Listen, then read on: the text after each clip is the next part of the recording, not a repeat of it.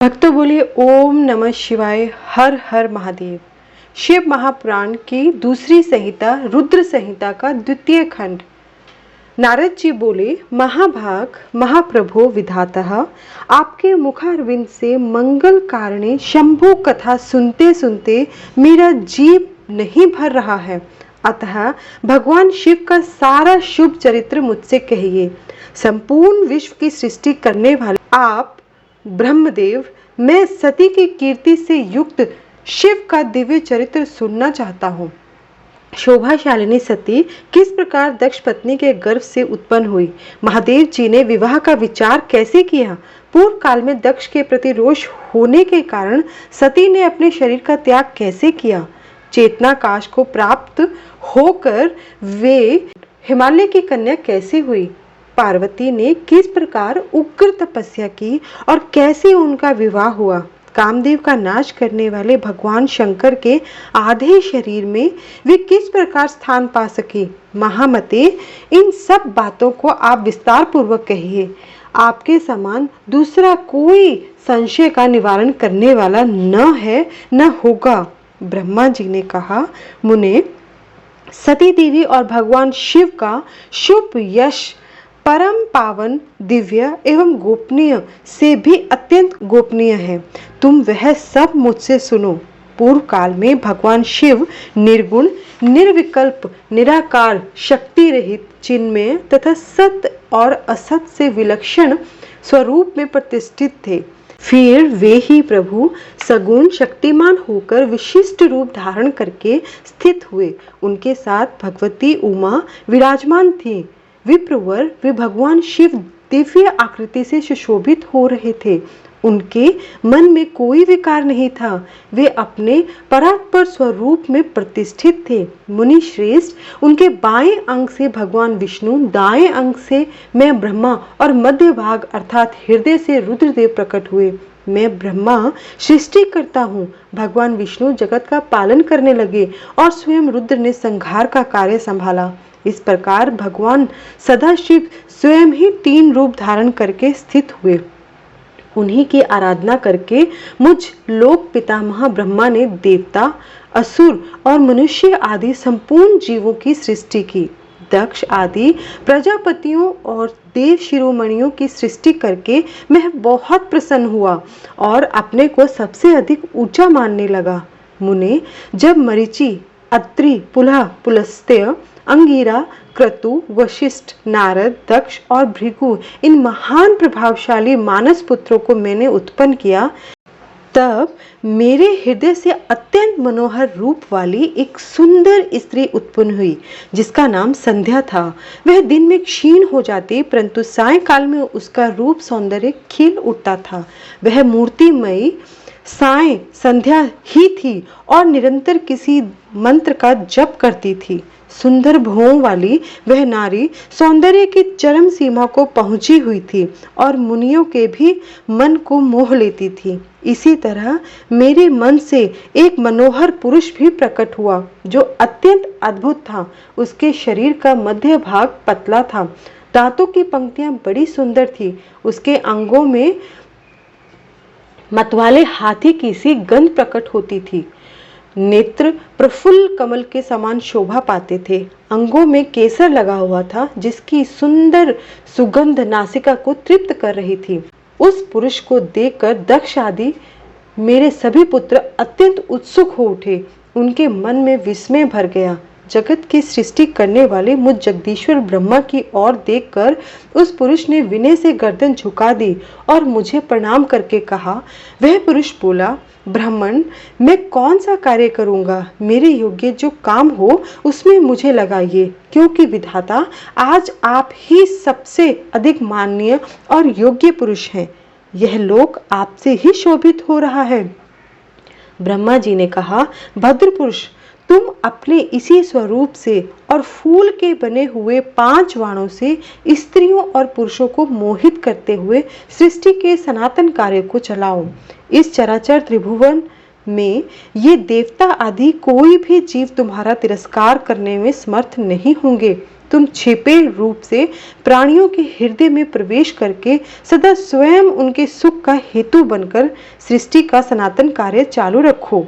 समस्त प्राणियों का जो मन है वह तुम्हारे पुष्प में वाण का सदा अनायास ही अद्भुत लक्ष्य बन जाएगा और तुम निरंतर उन्हें मद मत किए रहोगे। यह मैंने तुम्हारा कर्म बताया है जो सृष्टि का परिवर्तक होगा, और तुम्हारे ठीक ठीक नाम क्या होंगे इस बात को मेरे ये पुत्र बताएंगे। सुरश्रेष्ठ, ऐसा कहकर अपने पुत्रों को मुख की ओर दृष्टिपात करके मैं क्षण भर के लिए अपने कमल में आसन पर चुपचाप बैठ गया। ब्रह्मा जी कहते हैं, मुने, तदनंतर मेरे अभिप्राय को जानने वाले मरीचि आदि मेरे पुत्र सभी मुनियों ने उस पुरुष का उचित नाम रखा। दक्ष आदि प्रजापतियों ने उसका मुंह देखते ही परोक्ष के भी सारे वृतांत जानकर उसे रहने के लिए स्थान और पत्नी प्रदान की। मेरे पुत्र मरीचि आदि द्विजों ने उस पुरुष के नाम निश्चित करके उससे यह युक्ति युक्त बात कही। ऋषि बोले, तुम जन्म लेते ही हमारे मन को भी मतने लगे हो, इसलिए लोक में मनमत नाम से विख्यात हो गए। मनोभव, तीनों लोकों में तुम इच्छा अनुसार रूप धारण करने वाले हो। तुम्हारे समान सुंदर दूसरा कोई नहीं है, अतः काम रूप होने के कारण तुम काम नाम से भी विख्यात हो। लोगों को मत बना देने के कारण तुम्हारा एक नाम मदन होगा। तुम बड़े दर्प से उत्पन्न हो, इसलिए तुम्हें दर्पक नाम से भी बोलेंगे, और सदर्प होने के कारण ही जगत में कंदर्प नाम से भी तुम्हारी ख्याति होगी। समस्त देवताओं का सम्मिलित बल पराक्रम भी तुम्हारे समान नहीं होगा, अतः सभी स्थानों पर तुम्हारा अधिकार होगा और तुम सर्वव्यापी होगे। जो आदि प्रजापति हैं वे ही ये पुरुषों में श्रेष्ठ दक्ष तुम्हारी इच्छा के अनुरूप पत्नी स्वयं देंगे। वह तुम्हारी कामनी, तुमसे अनुराग रखने वाली होगी। ब्रह्मा जी कहते हैं, मुने, तदनंतर मैं वहां से अदृश्य हो गया।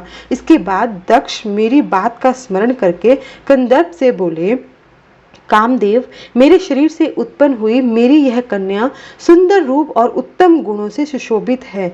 इसे तुम अपनी पत्नी बनाने के लिए ग्रहण करो। यह गुणों की दृष्टि से सर्वथा तुम्हारे योग्य है। महातेजस्वी मनोभव, यह सदा तुम्हारे साथ रहने वाली और तुम्हारी रुचि के अनुसार चलने वाली होगी। धर्मतः यह सदा तुम्हारे अधीन रहेगी। ऐसा कहकर दक्ष ने अपने शरीर के पसीने से प्रकट हुई उस कन्या का नाम रति रखकर उसे अपने आगे बैठाया और कंदर्प को संकल्प पूर्वक सौंप दिया। नारद, दक्ष की वह पुत्री रति बड़ी रमणीय और मुनियों के मन को भी मोह लेने वाली थी। उसके साथ विवाह करके कामदेव को भी बड़ी प्रसन्नता हुई। अपनी रति नामक सुंदर स्त्री को देखकर उसके हाव भाव आदि से अनुरंजित हो कामदेव मोहित हो गए। तात उस समय बड़ा भारी उत्सव होने लगा जो सबके सुख को बढ़ाने वाला था। प्रजापति दक्ष इस बात को सोचकर बड़े प्रसन्न थे कि मेरी पुत्री इस विवाह से सुखी है। कामदेव को भी बड़ा सुख मिला, उसके सारे दुख दूर हो गए। दक्ष कन्या रति भी कामदेव को पाकर बहुत प्रसन्न हुई। जैसे संध्या काल में मनोहारिणी विद्युन्माला के साथ मेघ शोभा पाता है, उसी प्रकार रति के साथ प्रिय वचन बोलने वाला कामदेव बड़ी शोभा पा रहे थे। इस प्रकार रति के प्रति भारी मोह से युक्त रतिपति कामदेव ने उसे उसी तरह अपने हृदय के सिंहासन पर बैठाया जैसे योगी पुरुष योग विद्या को हृदय में धारण करता है। इसी प्रकार पूर्ण चंद्रमुखी रति भी उस श्रेष्ठ पति को पाकर उसी तरह सुशोभित हुई जैसे श्री हरि को पाकर पूर्ण चंद्रानना लक्ष्मी शोभा पाती है। सूत जी कहते हैं, ब्रह्मा जी का यह कथन सुनकर मुनिश्रेष्ठ नारद मन ही मन बड़े प्रसन्न हुए और भगवान शंकर का स्मरण करके हर्ष पूर्वक बोले, महाभाग विष्णु शिष्य महामते विधातः, आपने चंद्रमौली शिव की यह अद्भुत लीला कही है। अब मैं यह जानना चाहता हूँ कि विवाह के पश्चात जब कामदेव प्रसन्नता पूर्वक अपने स्थान को चले गए, दक्ष भी अपने घर को पधारे तथा आप और आपके मानस पुत्र भी अपने अपने धाम को चले गए, तब पितरों को उत्पन्न करने वाली ब्रह्म कुमारी संध्या कहाँ गई, उसने क्या किया और किस पुरुष के साथ उसका विवाह हुआ, संध्या का यह सब चरित्र विशेष रूप से बताइए। ब्रह्मा जी ने कहा, मुने, संध्या का वह सारा शुभ चरित्र सुनो जिसे सुनकर समस्त कामनियां सदा के लिए सती साध्वी हो सकती हैं। वह संध्या जो पहले मेरी मानस पुत्री थी, तपस्या करके शरीर को त्याग कर मुनि श्रेष्ठ मेधातिथि की बुद्धिमती पुत्री होकर अरुंधति के नाम से विख्यात हुई। उत्तम व्रत का पालन करके उस देवी ने ब्रह्मा, विष्णु और महेश्वर के कहने से श्रेष्ठ व्रतधारी महात्मा वशिष्ठ को अपना पति चुना। वह सौम्य स्वरूप वाली देवी सबकी वंदनीय और पूजनीय श्रेष्ठ पतिव्रता के रूप से विख्यात हुई। नारद जी ने कहा, भगवान, संध्या ने कैसे, किस लिए और कहाँ तक किया, किस प्रकार शरीर त्याग कर वह मेधातिथि की पुत्री हुई। ब्रह्मा, विष्णु और शिव, इन तीनों देवताओं के बताए हुए श्रेष्ठ व्रतधारी महात्मा वशिष्ठ को उसने किस तरह अपना पति बनाया। पितामह, यह सब मैं विस्तार से सुनना चाहता हूँ। अरुंधति के इस कौतूहलपूर्ण चरित्र का आप यथार्थ रूप से वर्णन कीजिए। ब्रह्मा जी ने कहा, मुने, संध्या के मन में एक बार सकाम भाव आ गया था, इसलिए उस साध्वी ने यह निश्चय किया कि वैदिक मार्ग के अनुसार मैं अग्नि में अपने इस शरीर की आहुति दे दूंगी। आज से इस भूतल पर कोई भी देहधारी उत्पन्न होते ही काम भाव से युक्त न हो, इसके लिए मैं कठोर तपस्या करके मर्यादा स्थापित करूंगी। इसके बाद इस जीवन को त्याग दूंगी। मन ही मन ऐसा विचार करके संध्या चंद्रभाग नामक उस श्रेष्ठ पर्वत पर चली गई, जहां से चंद्रभागा नदी का प्रादुर्भाव हुआ है। मन में तपस्या का दृढ़ निश्चय ले संध्या को श्रेष्ठ पर्वत पर गई हुई जान मैंने अपने समीप बैठे हुए वेद वेदांगों के पारंगत विद्वान, सर्वज्ञ, जितात्मा एवं ज्ञान योगी पुत्र वशिष्ठ से कहा, बेटा वशिष्ठ, मनस्विनी संध्या तपस्या की अभिलाषा से चंद्रभाग नामक पर्वत पर गई है। तुम जाओ और उसे विधि पूर्वक दीक्षा दो। तात वह तपस्या के भाव को नहीं जानती है, इसलिए जिस तरह तुम्हारे यथोचित उपदेश से उसे अभिष्ट लक्ष्य की प्राप्ति हो सके वैसा प्रयत्न करो। नारद, मैंने दया पूर्वक जब वशिष्ठ को इस प्रकार आज्ञा दी, तब वे जो आज्ञा कहकर एक तेजस्वी ब्रह्मचारी के रूप में संध्या के पास गए। चंद्रभाग पर्वत पर एक देव सरोवर है जो जलाशयोचित गुणों से परिपूर्ण हो मान सरोवर के समान शोभा पाता है। वशिष्ठ ने उस सरोवर को देखा और उसके तट पर बैठी हुई संध्या पर भी दृष्टिपात किया। कमलों से प्रकाशित होने वाला वह सरोवर तट पर बैठी हुई संध्या से उपलक्षित हो उसी तरह सुशोभित हो रहा था जैसे प्रदोष काल में उदित हुए चंद्रमा और नक्षत्रों से युक्त आकाश शोभा पाता है। सुंदर भाव वाली संध्या को वहां बैठे देख मुनि ने कौतूहल पूर्वक उस वृहल्लोहित नाम वाले सरोवर को अच्छी तरह देखा। उसी प्रकार भूत पर्वत के शिखर से दक्षिण समुद्र की ओर जाती हुई चंद्रभागा नदी का भी उन्होंने दर्शन किया। जैसे गंगा हिमालय से निकलकर समुद्र की ओर जाती है, उसी प्रकार चंद्रभाग के पश्चिम शिखर का भेदन करके वह नदी समुद्र की ओर जा रही थी। उस चंद्रभाग पर्वत पर वृहल्लोहित सरोवर के किनारे बैठी हुई संध्या को देखकर वशिष्ठ ने आदर पूर्वक पूछा। वशिष्ठ जी बोले, भद्रे, तुम इस निर्जन पर्वत पर किस लिए आई हो, किसकी पुत्री हो और तुमने यहाँ क्या करने का विचार किया है? मैं यह सब सुनना चाहता हूँ। यदि छिपाने योग्य बात न हो तो बताओ। महात्मा वशिष्ठ की यह बात सुनकर संध्या ने उन महात्मा की ओर देखा। वे अपने तेज से प्रज्वलित अग्नि के समान प्रकाशित हो रहे थे। उन्हें देखकर ऐसा जान पड़ता था मानो ब्रह्मचर्य देह धारण करके आ गया हो। वे मस्तक पर जटा धारण किए बड़ी शोभा पा रहे थे। संध्या ने उन तपोधन को आदर पूर्वक प्रणाम करके कहा। संध्या बोली, ब्राह्मण, मैं ब्रह्मा जी की पुत्री हूँ। मेरा नाम संध्या है और मैं तपस्या करने के लिए इस निर्जन पर्वत पर आई हूँ। यदि मुझे उपदेश देना आपको उचित जान पड़े तो आप मुझे तपस्या की विधि बताइए। मैं यही करना चाहती हूँ, दूसरी कोई भी गोपनीय बात नहीं है। मैं तपस्या के भाव को, उसके करने के नियम को बिना जाने ही तपोवन में आ गई हूँ, इसलिए चिंता से सूखी जा रही हूँ और मेरा हृदय कांपता है। संध्या की बात सुनकर ब्रह्मवेताओं में श्रेष्ठ वशिष्ठ जी ने, जो स्वयं सारे कार्यों के ज्ञाता थे, उससे दूसरी कोई बात नहीं पूछी। वह मन ही मन तपस्या का निश्चय कर चुकी थी और उसके लिए अत्यंत उद्यमशील थी। उस समय वशिष्ठ ने मन में भक्त वत्सल भगवान शंकर का स्मरण करके इस प्रकार कहा। वशिष्ठ जी बोले, शुभानने, जो सबसे महान और उत्कृष्ट तेज है, जो उत्तम और महान तप है और जो सबके परम आराध्य परमात्मा है, उन भगवान शंभु को तुम हृदय से धारण करो, जो अकेले ही धर्म, अर्थ, काम और मोक्ष के आदि कारण हैं। उन त्रिलोकी के आदि स्रष्टा अद्वितीय पुरुषोत्तम शिव का भजन करो। आगे बताए जाने वाले मंत्र से देवेश्वर शंभु की कृपा आराधना करो, उनसे तुम्हें सब कुछ मिल जाएगा, इसमें संशय नहीं है। ओम नमः शंकराय ओम, इस मंत्र का निरंतर जप करते हुए मौन तपस्या आरंभ करो और जो मैं नियम बताता हूँ उन्हें सुनो। तुम्हें मौन रह के ही स्नान करना होगा।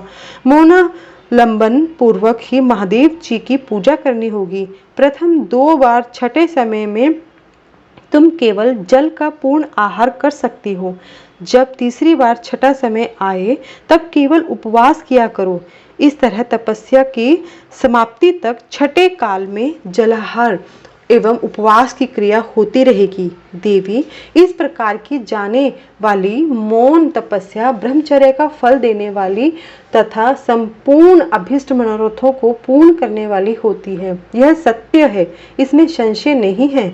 अपने चित्त में ऐसा शुभ उद्देश्य लेकर इच्छानुसार शंकर जी का चिंतन करो। वे प्रसन्न होने पर तुम्हें अवश्य ही अभिष्ट फल प्रदान करेंगे। इस तरह संध्या को तपस्या करने की विधि का उपदेश दे मुनिवर वशिष्ठ यथोचित रूप से उससे विदा ले वहीं अंतर्धान हो गए। ब्रह्मा जी कहते हैं, मेरे पुत्रों में श्रेष्ठ महाप्राज्ञ नारद तपस्या के नियम का उपदेश दे जब वशिष्ठ जी अपने घर चले गए तब तप के उस विधान को समझकर संध्या मन ही मन बहुत प्रसन्न हुई। फिर तो वह सानंद मन में तपस्विनी के योग्य वेश बनाकर वृहल लोहित सरोवर के तट पर ही तपस्या करने लगी। वशिष्ठ जी ने तपस्या के लिए जिस मंत्र को साधन बताया था, उसी से उत्तम भक्ति भाव के साथ वह भगवान शंकर की आराधना करने लगी। उसने भगवान शिव में अपने चित्त को लगा दिया और एकाग्र मन से वह बड़ी भारी तपस्या करने लगी। उस तपस्या में लगे हुए उसके 4 युग व्यतीत हो गए। तब भगवान शिव उसकी तपस्या से संतुष्ट हो बड़े प्रसन्न हुए तथा बाहर और भीतर तथा आकाश में अपने स्वरूप का दर्शन कराकर जिस रूप का वह चिंतन करती थी, उसी रूप से उनकी आंखों के सामने प्रकट हो गए। उसने मन में जिनका चिंतन किया था, उन्हीं प्रभु शंकर को अपने सामने खड़ा देख वह अत्यंत आनंद से निमग्न हो गई। भगवान का मुखारविंद बड़ा प्रसन्न दिखाई देता था। उनके स्वरूप से शांति बरस रही थी। वह सहसा भयभीत हो सोचने लगी कि मैं भगवान हर से क्या कहूँ, किस तरह इनकी स्तुति करूं। इसी चिंता में पड़कर उसने अपने दोनों नेत्र बंद कर लिए। नेत्र बंद कर लेने पर भगवान शिव ने उसके हृदय में प्रवेश करके उसे दिव्य ज्ञान दिया, दिव्य वाणी और दिव्य दृष्टि प्रदान की। जब उसे दिव्य ज्ञान, दिव्य दृष्टि और दिव्य वाणी प्राप्त हो गई, तब वह कठिनाई से ज्ञात होने वाले जगदीश्वर शिव को प्रत्यक्ष देखकर उनकी स्तुति करने लगी। संध्या बोली, जो निराकार और परम ज्ञान गम्य है, जो न तो स्थूल है न सूक्ष्म है और न उच्च ही है, तथा जिनके स्वरूप का योगी जन अपने हृदय से भीतर चिंतन करते हैं, उन्हीं लोक सृष्टा आप भगवान शिव को नमस्कार है, जिन्हें शर्व कहते हैं, जो शांत स्वरूप, निर्मल, निर्विकार और ज्ञान गम्य है, जो अपने ही प्रकाश में स्थित हो प्रकाशित होते हैं, जिनमें विचार विकार का अत्यंत अभाव है, जो आकाश मार्ग की भांति निर्गुण निराकार बताए गए हैं तथा जिनका रूप अज्ञान अंधकार मार्ग से सर्वथा परे है, उन नित्य प्रसन्न आप भगवान शिव को मैं प्रणाम करती हूँ, जिनका रूप एक अद्वितीय शुद्ध बिना माया के प्रकाशमान सच्चिदानंद में सहज निर्विकार नित्यानंद में सत्य ऐश्वर्य से युक्त प्रसन्न तथा लक्ष्मी को देने वाला है, उस आप भगवान शिव को नमस्कार है, जिनके स्वरूप की ज्ञान रूप से भी उद्भावना की जा सकती है, जो इस जगत से सर्वथा भिन्न है एवं सत्व प्रधान ध्यान के योग्य आत्म स्वरूप सारभूत सबको पार लगाने वाले तथा पवित्र वस्तुओं में भी परम पवित्र हैं, उन आप महेश्वर को मेरा नमस्कार है। आपका जो स्वरूप शुद्ध मनोहर रतन में आभूषणों से विभूषित तथा स्वच्छ कर्पूर के समान गौर वर्ण है, जिसने अपने हाथों में वर अभय शूल और मुंड धारण कर रखा है, उस दिव्य चिन्मय सगुण साकार विग्रह से सुशोभित आप योग युक्त भगवान शिव को नमस्कार है। आकाश पृथ्वी दिशाएं जल तेज तथा काल ये जिनके रूप हैं, उन आप परमेश्वर को नमस्कार है।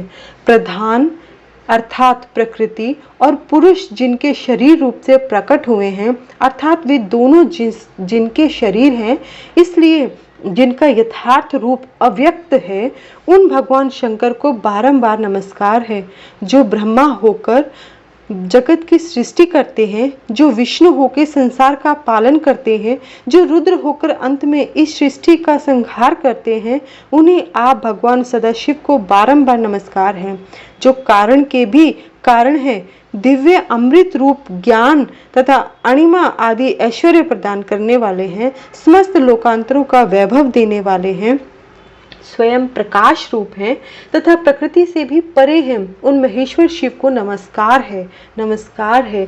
यह जगत जिनसे भिन्न नहीं कहा जाता, जिनके चरणों से पृथ्वी तथा अन्य अन्य अंगों से संपूर्ण दिशाएं सूर्य चंद्रमा कामदेव एवं अन्य देवता प्रकट हुए हैं और जिनकी नाभि से अंतरिक्ष का आविर्भाव हुआ है, उन्हीं आप भगवान शंभु को मेरा नमस्कार है।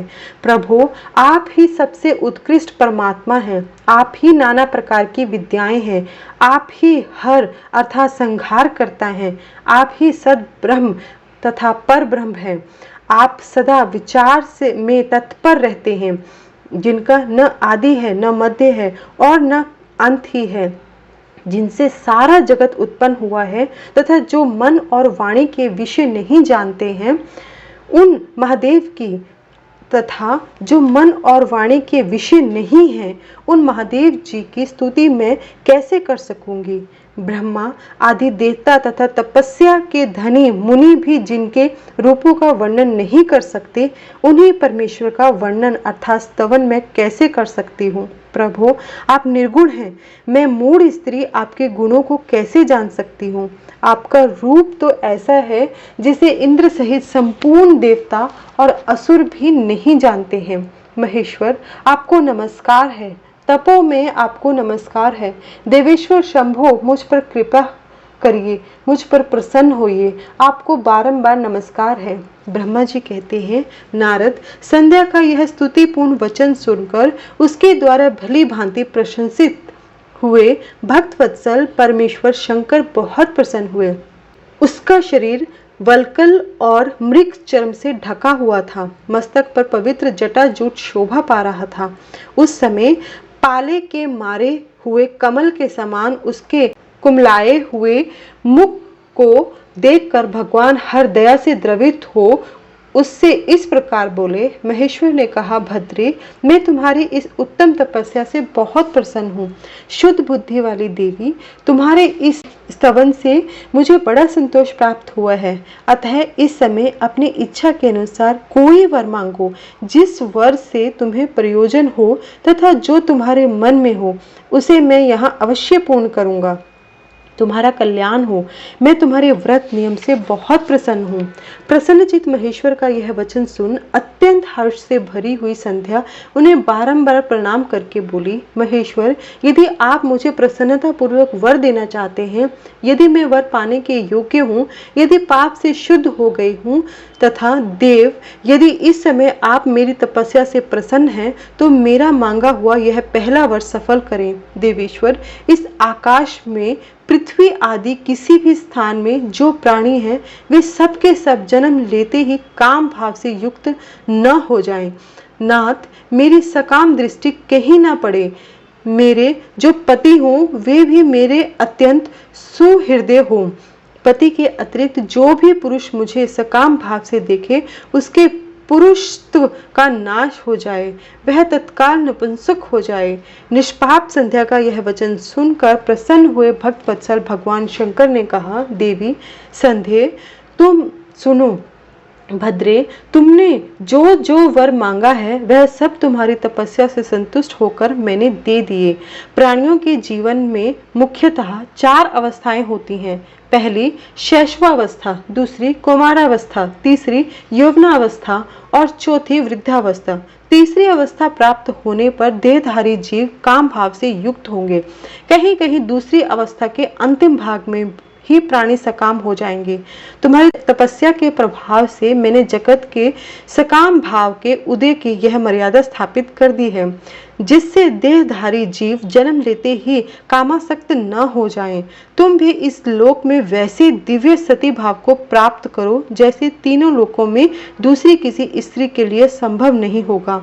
पानी ग्रहण करने वाले पति के सिवा जो कोई भी पुरुष सकाम होकर तुम्हारी ओर देखेगा, वह तत्काल नपुंसक होकर दुर्बलता को प्राप्त हो जाएगा।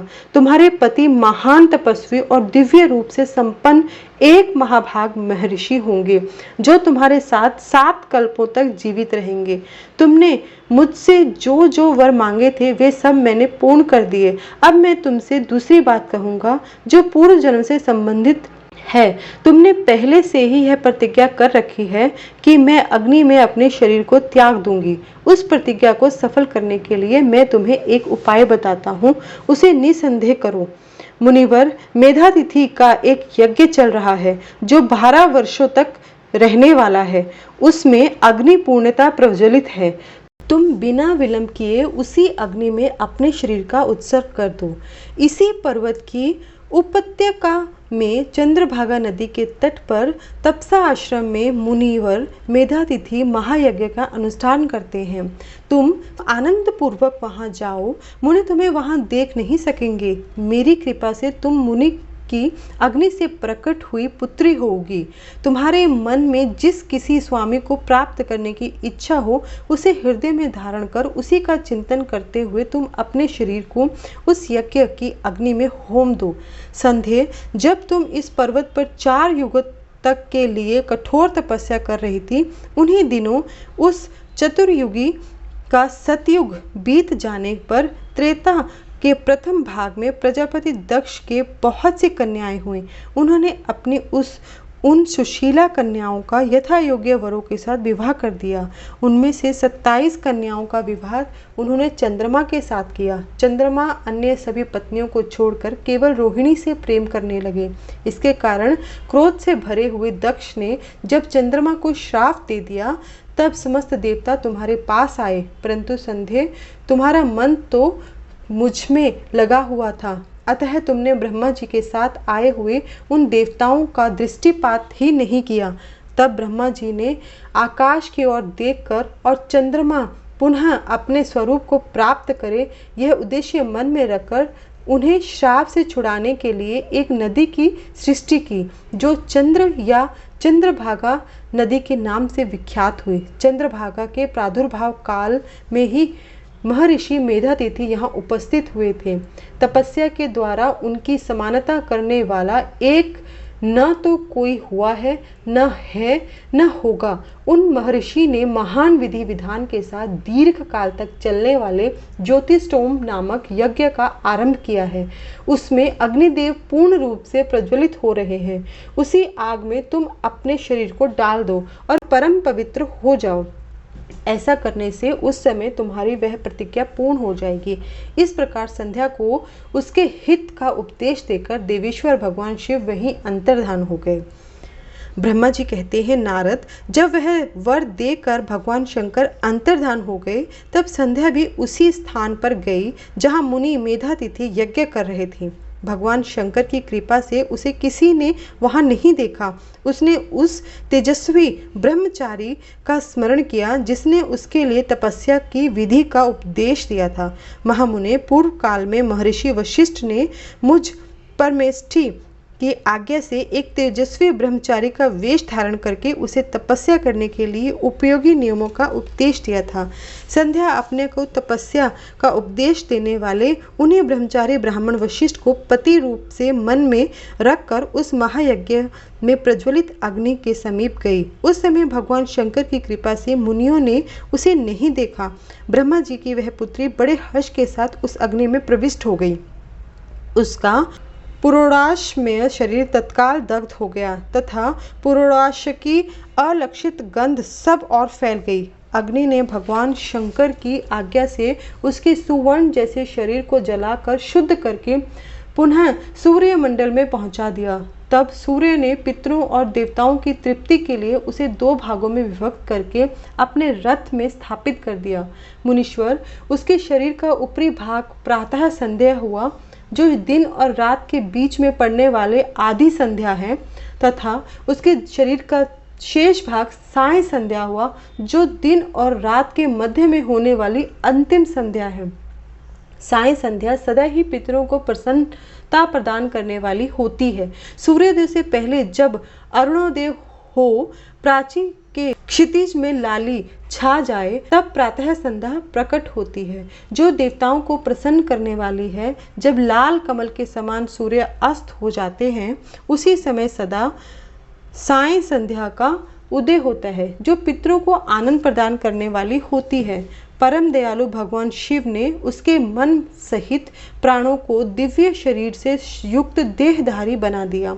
जब मुनि के यज्ञ की समाप्ति का अवसर आया, तब वह अग्नि की ज्वाला में महर्षि मेधातिथि को तपाए हुए सुवर्ण की सी कांति वाली पुत्री के रूप में प्राप्त हुई। मुनि ने बड़े आमोद के साथ उस समय उस पुत्री को ग्रहण किया। उन्होंने यज्ञ के लिए उसे नहलाकर अपनी गोद में बैठा लिया। शिष्यों से घिरे हुए महामुनि मेधातिथि को वहां बड़ा आनंद प्राप्त हुआ। उन्होंने उसका नाम अरुंधति रखा। वह किसी भी कारण से धर्म का अवरोध नहीं करती थी, अतः उसी गुण के कारण उसने स्वयं यह त्रिभुवन विख्यात नाम प्राप्त किया। देवर्षि यज्ञ को समाप्त करके कृतकृत्य हो वे मुनि पुत्री की प्राप्ति होने से बहुत प्रसन्न थे और अपने शिष्यों के साथ आश्रम में रहकर सदा उसी का लालन पालन करते थे। देवी अरुंधति चंद्रभागा नदी के तट पर तापसारण्य के भीतर मुनिवर मेधातिथि के उस आश्रम में धीरे धीरे बड़ी होने लगी। जब वह विवाह के योग्य हो गई, तब मैंने विष्णु और महेश्वर से मिलकर मुझ ब्रह्मा के पुत्र वशिष्ठ के साथ उसका विवाह करा दिया। ब्रह्मा, विष्णु और महेश के हाथों से निकले हुए जल से क्षिप्रा आदि 7 परम पवित्र नदियां उत्पन्न हुई। मुने, मेधातिथि की पुत्री महासाध्वी अरुंधति समस्त पतिव्रताओं में श्रेष्ठ थी। वह महर्षि वशिष्ठ को पति रूप में पाकर उनके साथ बड़ी शोभा पाने लगी। उससे शक्ति आदि शुभ एवं श्रेष्ठ पुत्र उत्पन्न हुए। मुनि श्रेष्ठ, वह प्रियतम पति वशिष्ठ को पाकर विशेष शोभा पाने लगे। मुनि शिरोमणे, इस प्रकार मैंने तुम्हारे समक्ष संध्या के पवित्र चरित्र का वर्णन किया, जो समस्त कामनाओं के फलों को देने वाला परम पावन और दिव्य है। जो स्त्री या शुभ व्रत का आचरण करने वाला पुरुष इस प्रसंग को सुनता है, वह संपूर्ण कामनाओं को प्राप्त कर लेता है। इसमें अन्यथा विचार करने की आवश्यकता नहीं है। प्रजापति ब्रह्मा जी की यह बात सुनकर नारद जी का मन प्रसन्न हो गया और वे इस प्रकार बोले। नारद जी ने कहा, ब्राह्मण, आपने अरुंधति की तथा पूर्व जन्म में उसकी स्वरूप भूता संध्या की बड़ी उत्तम दिव्य कथा सुनाई है, जो शिव भक्ति की वृद्धि करने वाली है। धर्मज्ञ, आप अब भगवान शिव के उस परम पवित्र चरित्र का वर्णन कीजिए जो दूसरों के पापों का विनाश करने वाला उत्तम एवं मंगलदायक है। जब कामदेव रति से विवाह करके हर्षपूर्वक चले गए, दक्ष आदि अन्य मुनि भी जब अपने अपने स्थान को पधारे और जब संध्या तपस्या करने के लिए चली गई, उसके बाद वहाँ क्या हुआ? ब्रह्मा जी ने कहा, विप्रवर नारद, तुम धन्य हो, भगवान शिव के सेवक हो, अतः शिव की लीला से युक्त हो। जो उनका शुभ चरित्र है उसे भक्ति पूर्वक सुनो। तात, पूर्व काल में मैं एक बार जब मोह में पड़ गया और भगवान शिव ने मेरा उपहास किया, तब मुझे बड़ा क्षोभ हुआ था। वस्तुतः शिव की माया ने मुझे मोह लिया था, इसलिए मैं भगवान शिव के प्रति ईर्ष्या करने लगा। किस प्रकार सो बताता हूँ, सुनो। मैं उस स्थान पर गया जहाँ दक्ष राज मुनि उपस्थित थे, वहीं रति के साथ कामदेव भी था। नारद, उस समय मैंने बड़ी प्रसन्नता के साथ दक्ष तथा दूसरे पुत्रों को संबोधित करके वार्तालाप आरंभ किया। उस वार्तालाप के समय मैं शिव की माया से पूर्णतः मोहित था। अतः मैंने कहा, पुत्रों, तुम्हें ऐसा प्रयत्न करना चाहिए जिससे महादेव जी किसी कांति वाली स्त्री का पाणी ग्रहण करें। इसके बाद मैंने भगवान शिव को मोहित करने का भार रति सहित कामदेव को सौंपा।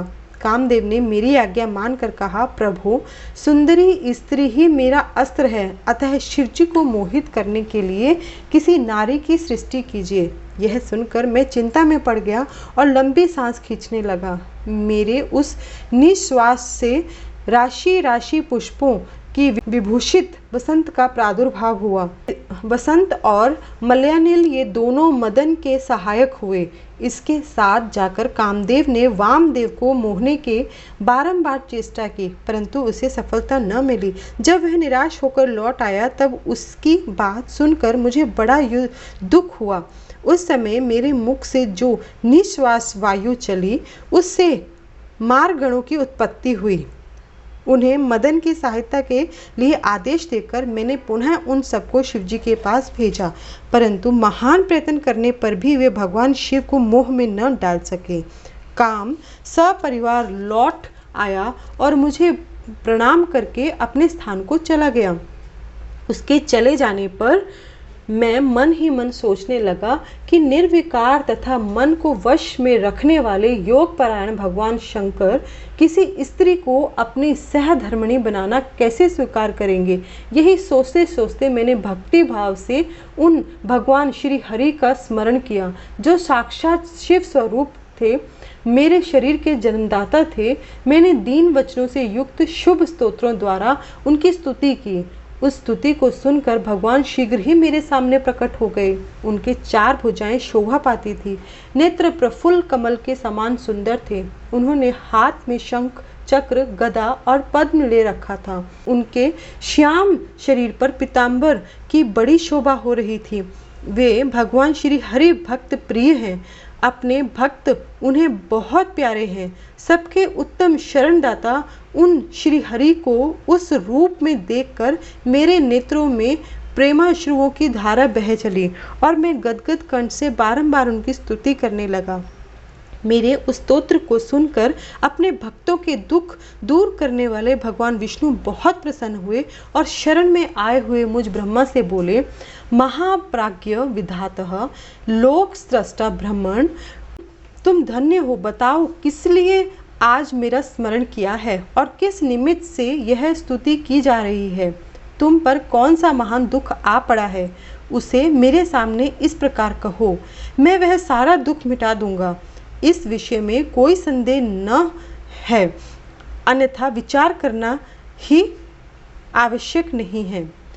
तब ब्रह्मा जी ने सारा प्रसंग सुनाकर कहा, केशव, यदि भगवान शिव किसी तरह पत्नी का ग्रहण कर ले तो मैं सुखी हो जाऊंगा, मेरे अंतःकरण का सारा दुख दूर हो जाएगा, इसलिए मैं आपकी शरण में आया हूँ। मेरी यह बात सुनकर भगवान मधुसूदन हंस पड़े और बोले, ब्रह्मा का हर्ष बढ़ाते हुए मुझसे शीघ्र ही यों बोले, विधातः तुम मेरा वचन सुनो, यह तुम्हारे भ्रम का निवारण करने वाला है। मेरा वचन ही वेद शास्त्र आदि का वास्तविक सिद्धांत है। शिव ही सबके कर्ता भर्ता अर्थात पालक और हर्ता अर्थात संहारक हैं। वे ही परात्पर हैं, परब्रह्म, परेश, निर्गुण, नित्य, अनिर्देश्य, निर्विकार, अद्वितीय, अच्युत, अनंत, सबका अंत करने वाले स्वामी और सर्वव्यापी परमात्मा एवं परमेश्वर है।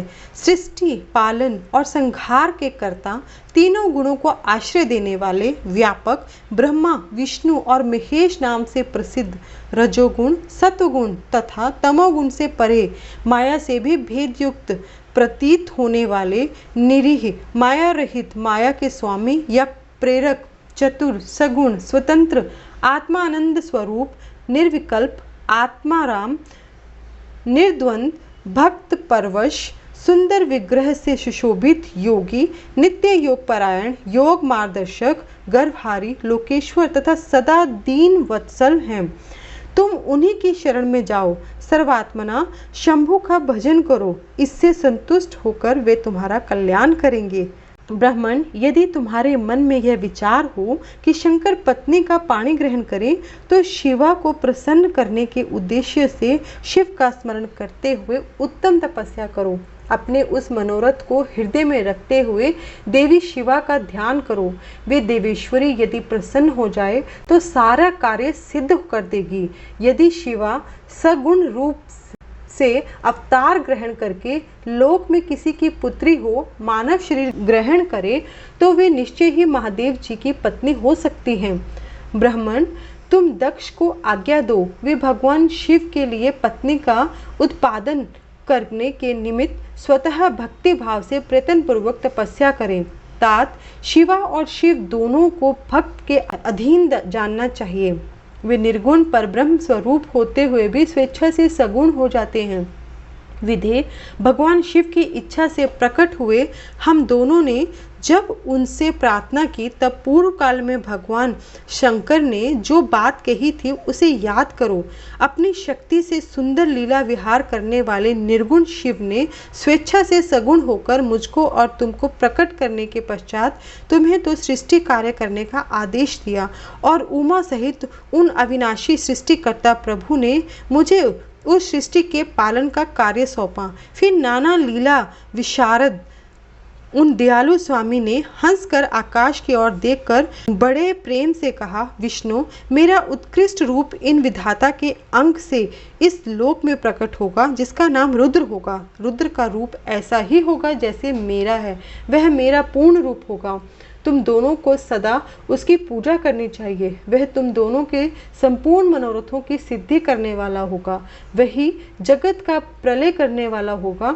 वह समस्त गुणों का दृष्टा, निर्विशेष एवं उत्तम योग का पालक होगा। यद्यपि तीनों देवता मेरे ही रूप हैं, तथापि विशेषतः रुद्र मेरा पूर्ण रूप होगा। पुत्रों, देवी उमा के भी 3 रूप होंगे। एक रूप का नाम लक्ष्मी होगा, जो इन श्री हरि की पत्नी होगी। दूसरा रूप ब्रह्मपत्नी सरस्वती है। तीसरा रूप सती के नाम से प्रसिद्ध होगा। सती उमा का पूर्ण रूप होंगी, वे ही भावी रुद्र की पत्नी होंगी।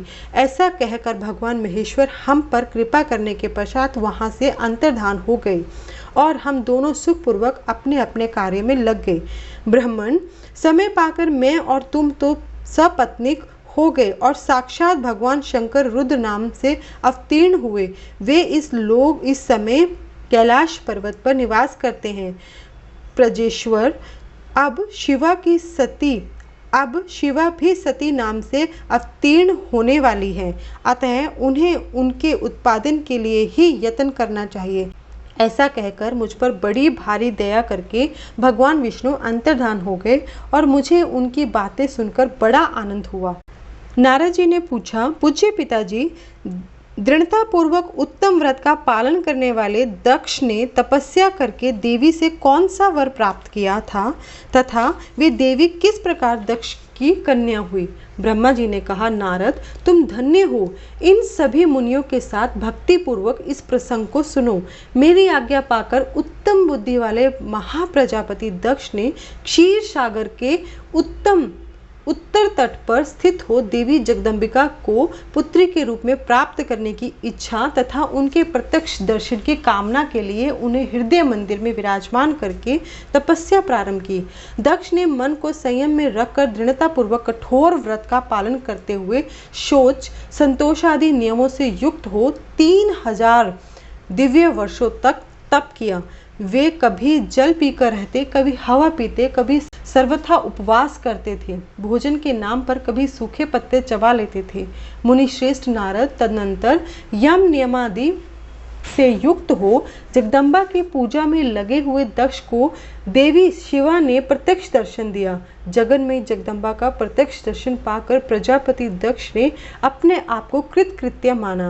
वे कालिका देवी सिंह पर आरूढ़ थी। उनकी अंग कांति श्याम थी, मुख बड़ा ही मनोहर था। वे 4 भुजाओं से युक्त थी और हाथों में वरद, अभय, नील कमल और खड़ग धारण किए हुए थी। उनकी मूर्ति बड़ी मनोहारिणी थी। नेत्र कुछ कुछ लाल थे। खुले हुए केश बड़े सुंदर दिखाई देते थे।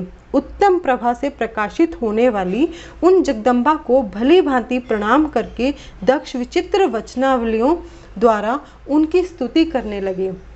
दक्ष ने कहा, जगदम्ब, महामाये, जगदीशे, महेश्वरी, आपको नमस्कार है। आपने कृपा करके मुझे अपने स्वरूप का दर्शन कराया है। भगवती आद्ये, मुझ पर प्रसन्न होइए। शिव रूपिणी प्रसन्न होइए। भक्त वरदायिनी प्रसन्न होइए। जगन माये, आपको मेरा नमस्कार है। ब्रह्मा जी कहते हैं, मुने, संयत चित्त वाले दक्ष के इस प्रकार स्तुति करने पर महेश्वरी शिवा ने स्वयं ही उनके अभिप्राय को जान लिया।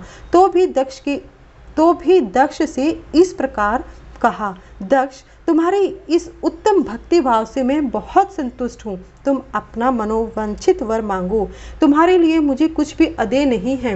जगदम्बा की यह बात सुनकर प्रजापति दक्ष बहुत प्रसन्न हुए और उन शिवा को बारंबार प्रणाम करते हुए बोले।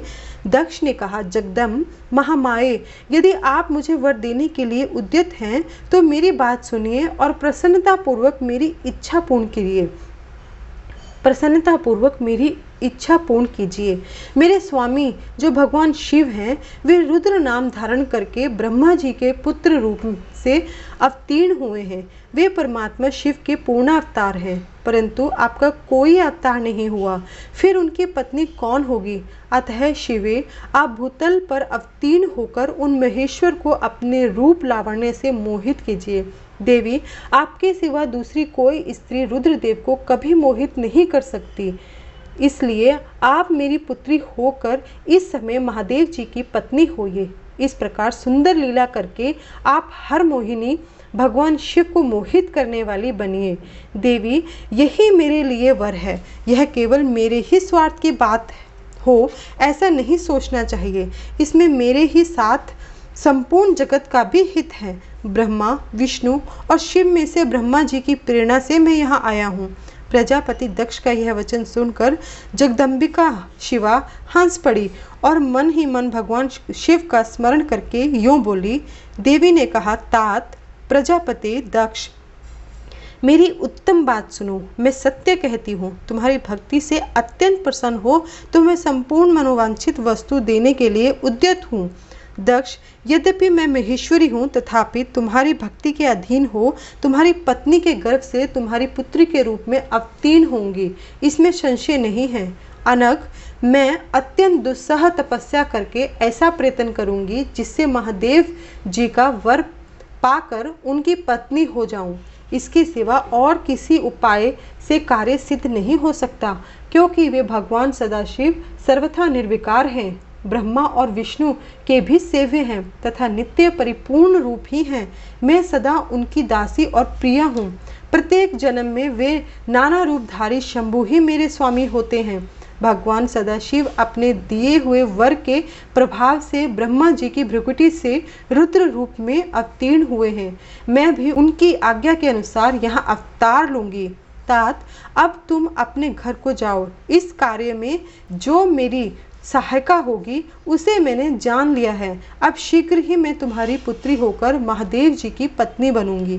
दक्ष से यह उत्तम वचन कहकर मन ही मन शिव की आज्ञा प्राप्त करके देवी शिवा ने शिव के चरणारविंदों का चिंतन करते हुए फिर कहा, प्रजापते, परंतु मेरा एक प्रण है, उसे तुम्हें सदा मन में रखना चाहिए।